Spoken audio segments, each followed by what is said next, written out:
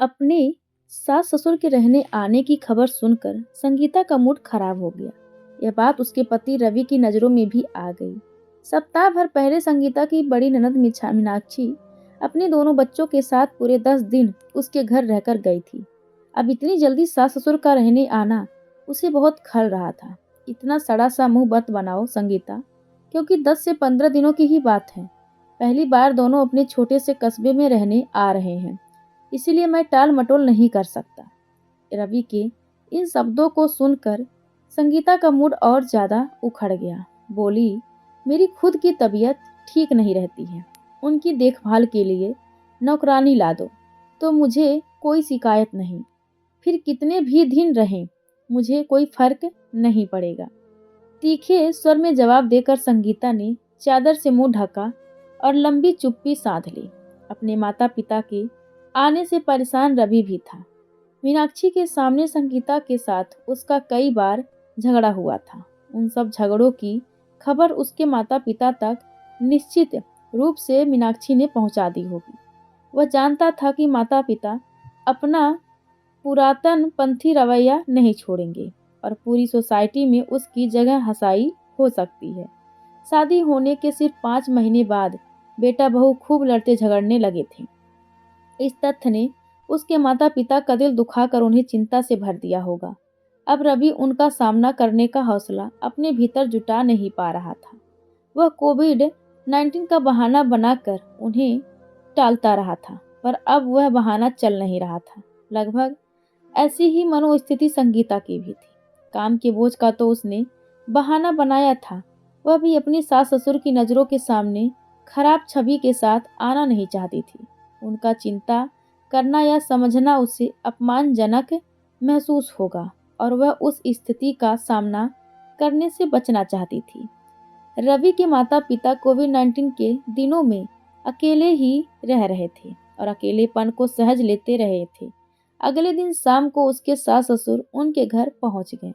दोनों में से किसी ने भी रवि और उसके बीच 2 साल पहले से चलने वाले झगड़ों की चर्चा नहीं छेड़ी। उसे 2 सुंदर साड़ियों का उपहार भी मिला। सोने जाने तक का समय इधर उधर की बातें करते हुए बड़ी अच्छी तरह से गुजरा और संगीता ने मन ही मन बड़ी राहत महसूस करी। अपने सास ससुर के सामने मैं आपसे उलझूंगी, ना आप मुझसे झगड़ना।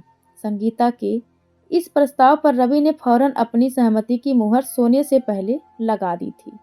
अगले दिन शाम को जो घटा उसकी कल्पना भी उन दोनों ने कभी नहीं की थी। रवि अपनों दोस्तों के साथ शराब पीने के बाद घर लौटा। वह ऐसा अक्सर सप्ताह में 3 से 4 बार करता था। इसी कारण उसका संगीता से खूब झगड़ा भी होता था। उस शाम संगीता की नाक से शराब का बदबू टकराया तो उसकी आंखों में गुस्से की लपेटें फौरन उठी, पर वह मुंह से एक शब्द नहीं बोली। रवि के दोस्तों में से ज्यादातर पियक्कड़ किस्म के थे। रवि की जमात के लोगों को ऊंची जात के लोग दोस्त नहीं बनाते थे और उसे सड़क छाप आधे पढ़े लोगों को अपना दोस्त बनाना पड़ता था, जो सस्ती शराब भर भर कर पीते थे। उसकी माँ आरती मुस्कुराती हुई अपने बेटे के करीब आई तो शराब की गंध उन्होंने भी पकड़ी। रवि, तूने शराब पी रखी है? आरती ने चौंक कर पूछा। एक दोस्त के यहाँ पार्टी थी, थोड़ी सी जबरदस्ती पिला दी उन लोगों ने। उनसे बचकर रवि अपने शयन कक्ष की तरफ बढ़ा। आरती ने अपने पति रमाकांत की तरफ घूमकर उनसे शिकायत लहजे में कहा, मेरे बेटे को यह गंदी लत आपकी बदौलत मिली है। बेकार की बकवास मत करो। रमाकांत ने उन्हें फौरन डपट दिया। मैं ठीक कह रही हूँ। आरती निडर बनी रही। जब यह बच्चा था तब इसने आपको शराब पीते देखा और आज खुद पीने लगा है। मुझे शराब छोड़े 10 साल हो गए हैं। जब ब्लड प्रेशर बढ़ गया और लीवर खराब होने लगा तब छोड़ा आपने पीना।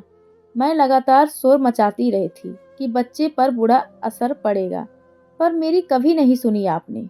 मेरा बेटा अपना स्वास्थ्य अब बर्बाद करेगा और उसके जिम्मेदार सिर्फ आप होंगे। अपनी बेकार की बकबक बंद कर, बेवकूफ़ औरत।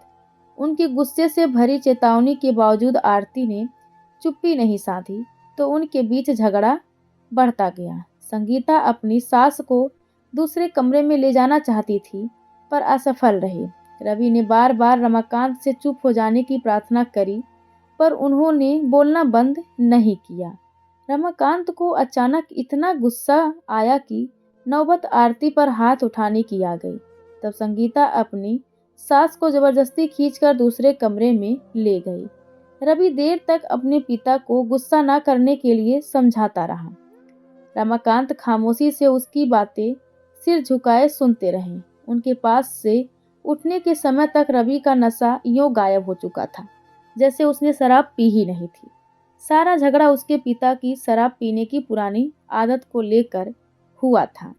कमाल की बात यह थी कि उसे दिमाग पर बहुत जोर डालने पर भी याद नहीं आया कि उसने कभी अपने पिता को शराब पीते देखा हो। शादी के बाद संगीता ज्यादा दिन अपने सास ससुर के साथ नहीं रही थी। उनकी आपस में लड़ने झगड़ने की क्षमता देखकर उसे अपने रवि के साथ हुए झगड़े बौने लगने लगे थे। रविवार के दिन आरती और रमाकांत का एक और नया रूप उन दोनों को देखने के लिए मिला। संगीता ने आरती द्वारा पूछे गए एक सवाल के जवाब में कहा, इन्हें घूमने जाने या फिल्म देखने को बिल्कुल शौक नहीं है।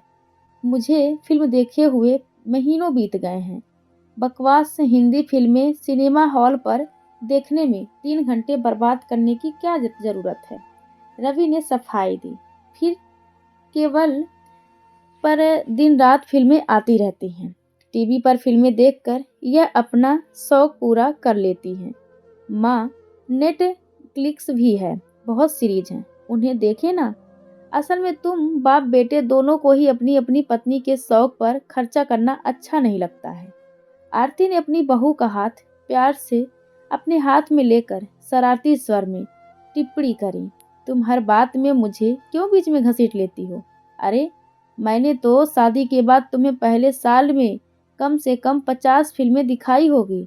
रमाकांत ने तुनक कर सफाई दी। फिल्में देखने का शौक आपको था, मुझे नहीं। तू तो हॉल से आंखें बंद करके बैठी रहती होगी। अपने पति के कटाक्ष को नजरअंदाज कर आरती ने मुस्कुराते हुए संगीता से कहा, मुझे चाट खाने का शौक था और इन्हें एसिडिटी हो जाती थी बाहर का कुछ खाकर। तुम्हें एक घटना सुनाऊं? सुनाइए माँ जी। संगीता ने फौरन उत्सुकता की दिखाई दी। तेरे ससुर की शादी की पहली सालगिरह पर मुझे आलू की टिक्की खिलाने ले गए। टिक्की की प्लेट मुझे पकड़ाते हुए बड़ी शान से बोले कि जाने मन, आज फिर से करारी टिक्कियों का आनंद लो। तब मैंने चौंक कर पूछा कि मुझे आपने पहले टिक्की कब खिलाई? इस पर जनाब बड़ी अकड़ के साथ बोले कि इतनी जल्दी भूल गई? अरे, शादी के बाद हनीमून मनाने जब मसूरी गए थे, क्या तब नहीं खिलाई थी 1 प्लेट टिक्की? आरती की बात सुन संगीता और रवि खिलखिलाकर हंसे। रमाकांत झेपे झेपे अंदाज में मुस्कुराते रहे। शरारत भरी चमक आंखों में लाकर आरती उन्हें बड़े प्यार से निहारती रही। अचानक रमाकांत खड़े हुए और नाटकीय अंदाज में छाती फुलाते हुए रवि से बोले, झूठी सच्ची कहानियां सुनाकर मेरी माँ मेरा मजाक उड़ा रही है। यह मैं बर्दाश्त नहीं कर सकता। आपको इस बारे में कुछ करना चाहिए पापा। रवि बड़ी कठिनाई से अपनी आवाज में गंभीरता पैदा कर पाया। तू अभी जा और पूरे 100 रुपए की टिक्की चाट लाकर इसके सामने रख दे। इसे अपना पेट खराब करना है तो मुझे क्या। बात मेरी चाट की नहीं बल्कि संगीता के फिल्म ना देख पाने की चल रही थी साहब। आरती ने आंखें मटकाकर उन्हें याद दिलाया। रमाकांत ने सामने बैठे बेटे को उत्तेजित लहजे में फिर से आवाज दी। जी पिताजी। रवि ने फौरन मदारी के जमूरे वाले अंदाज में जवाब दिया। क्या तू जिंदगी भर अपनी बहू से फिल्म ना दिखाने के ताने सुनकर अपमानित होना चाहेगा? बिल्कुल नहीं। तब 4 टिकट फिल्म के भी ले आ मेरे लाल। ले आता हूँ, पर 4 टिकट क्यों? हम दोनों ही भी इनकी खुशी की खातिर 3 घंटे की यातना सह लेंगे। जी। रवि की आवाज कुछ कमजोर पड़ गई। अपने घटिया मुकद्दर पर आंसू वहां लेंगे। जी, कभी कभी आंसू बहाना आंखों के लिए अच्छा होता है। बेटे जी, जा फिर चाट और टिकट ले आ। लाइए पैसे दीजिए। अरे अभी तू खर्च कर दे, मैं बाद में दे दूंगा। उधार नहीं चलेगा, मेरे पास सिर्फ 2-2 हजार के नोट हैं। मैं तुड़ा देता हूँ, मुझ पर विश्वास नहीं तुझे? रवि मुस्कुराता हुआ खामोश खड़ा रहा। तभी संगीता और आरती ने कंजूस कंजूस का नारा बार बार लगाना शुरू कर दिया। रमाकांत ने उन्हें नकली गुस्से से घूरा पर उन पर कोई असर नहीं हुआ। तब वे अचानक मुस्कुराए और फिर अपने पर्स से निकाल कर उन्होंने 500 के 2 नोट रवि को पकड़ा दिए। संगीता और आरती अपनी जीत पर खुश होकर खूब जोर से हंसी। उनकी हंसी में रवि और रमाकांत भी शामिल हुए। उस रात संगीता और रवि एक दूसरों की बाहों में कैद होकर गहरी नींद सोए। उनका वह रविवार बड़ा अच्छा गुजरा था। एक लंबे समय के बाद रवि ने दिल की गहराइयों से संगीता को प्रेस किया था। प्रेम से मिली तृप्ति के बाद उन्हें गहरी नींद तो आनी ही थी। अगले दिन सुबह 6 बजे के करीब रसोई से आ रही खटपट की आवाज़ें सुनकर संगीता की नींद टूटी। वह देर तक सोने की आदी थी। नींद जल्दी खुल जाए तो उसे सिर दर्द पूरा दिन परेशान करता था। सुबह बेड टी उसे रवि ही 7 बजे के बाद पिलाता था। उसे अपनी बगल में लेटा देख संगीता ने अंदाजा लगाया कि उसके सास ससुर रसोई में कुछ कर रहे हैं। संगीता उठे या लेटी रहे कि उलझन को सुलझ नहीं पाई थी। तभी आरती ने शयन कक्ष का दरवाजा खटखटाया। दरवाजा खोलने पर उसने अपनी सास को चाय की ट्रे हाथ में लिए खड़ा पाया। रवि को उठा दो बहू और दोनों चाय पी लो। आज की चाय तुम्हारे ससुर ने बनाई है। वे नाश्ता बनाने के मूड में भी हैं। ट्रे संगीता के हाथों में पकड़ाकर आरती उल्टे पैर वापस चली गई। संगीता मन ही मन कह कुढ़ गई। रवि को जागा हुआ देखकर उसने मुंह फुलाकर कहा, नींद टूट जाने से सारा दिन मेरा सिर दर्द से फटता रहेगा। अपने माता पिता से कहो मुझे जल्दी ना उठाया करें। रवि ने हाथ बढ़ाकर चाय का गिलास उठाया और सोचपूर्ण लहजे में बोला, पापा को तो चाय तब बनानी नहीं आती थी, फिर वे आज नाश्ता बनाएंगे। यह चक्कर कुछ समझ में नहीं आया। संगीता और सोना चाहती थी पर वैसा कर नहीं सकी। रमाकांत और आरती ने रसोई में खटर पटर मचाकर उसे दबाव में डाल दिया था। बहू होने के नाते रसोई में जाना अब उसकी मजबूरी थी। चाय पीने के बाद जब संगीता रसोई में पहुंची तब रवि उसके पीछे पीछे था। रसोई में रमाकांत पोहा बनाने की तैयारी में लगे थे। आरती एक तरफ स्टूल पर बैठी अखबार पढ़ रही थी। उन दोनों के पैर छूने के बाद संगीता ने जबरन मुस्कुराते हुए कहा, पापा आप यह क्या कर रहे हैं? पोहा मैं तैयार करती हूँ, आप कुछ देर बाहर घूम आइए। रमाकांत ने हंसकर कहा, तेरी सास से मैंने 2-4 चीजें बनानी सीखी है।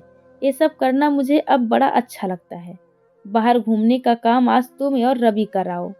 माँ, पापा ने रसोई के काम कब सीख लिए और उन्हें ऐसा करने की जरूरत क्यों आ पड़ी? रवि ने हैरान होकर पूछा, तेरे पिता की जिद के आगे किसी की चलती है क्या? पति पत्नी को घर गृहस्थी की जिम्मेदारियां आपस में मिलजुल कर निभानी चाहिए। यह भूत इनके सिर पर अचानक कोविड-19 के लॉकडाउन के दौरान चढ़ा और सिर्फ सप्ताह भर में पोहा, आमलेट, उपमा, सूजी की खीर, सादे पराठे और आलू की सूखी सब्जी बनाना सीख कर ही माने।